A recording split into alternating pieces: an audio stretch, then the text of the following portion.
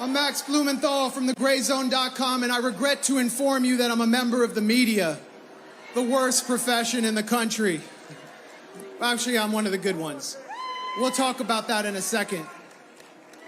I want to talk about what's been happening in the world for the last 2 years, because for 2 years, we have seen one of the biggest grassroots movements unfold before our eyes. The medical freedom movement, which has seen millions of people around the world march against unscientific, anti-worker mandates in their own societies, from the indigenous Bolivians of El Alto, to Moroccans of Casablanca, to Iranians in Tehran, from Beirut to Berlin, to Boston, to Los Angeles. And what is this about?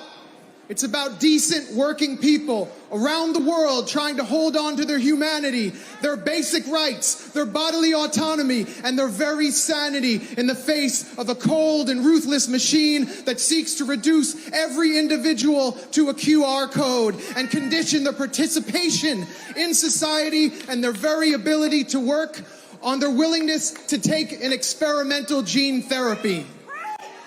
That is unacceptable. And you know what else is unacceptable? Those who try to make this into a right versus left issue. All they're trying to do is confuse, divide, hoodwink, and bamboozle on behalf of the billionaire class that represents the real winners of this pandemic. This is not about left versus right. This is about our economic rights, our human rights, and our constitutional rights. And that's why we're here today. We've watched for the past 2 years as Big Pharma and its oligarchic investors puppeteered our governments, putting the FDA and CDC in its back pocket while turning our politicians into corporate sales reps, guaranteeing Pfizer and Moderna combined profits of $65,000 per minute, using your bodies as profit centers while working class Americans suffered the sharpest increase in poverty in 50 years. We've watched the wealth of the world's 10 richest men double since the lockdown began. We have watched small businesses be destroyed, entire countries plunge deeper into debt, while the most vulnerable youth were deprived of their right to education.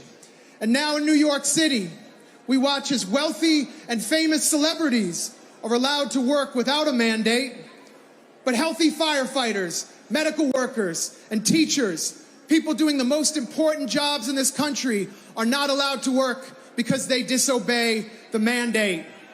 And we are here to say, let them work! Let them work! Let them work! Let them work! Let them work! Let them work! That's right. Listen to me.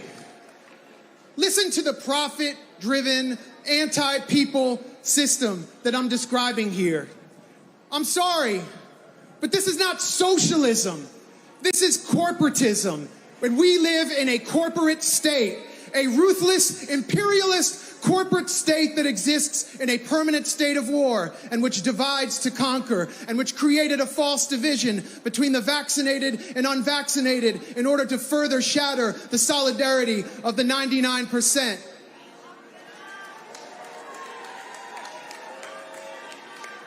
I want to tell you about the most courageous journalist of our time.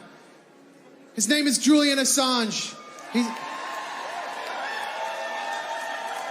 Make noise for Julian Assange.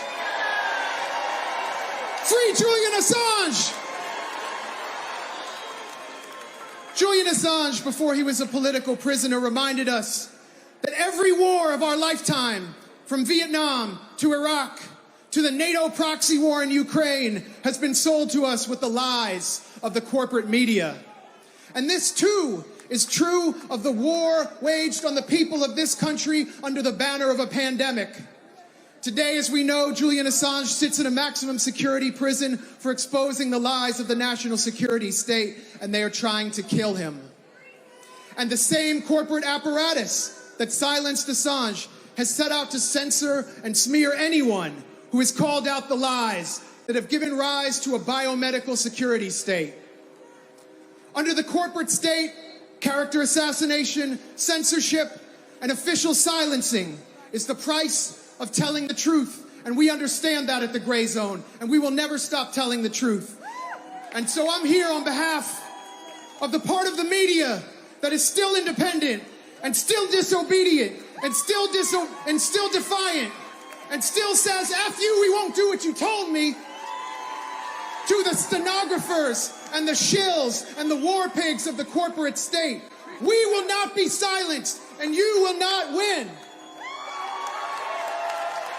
Thank you, LA.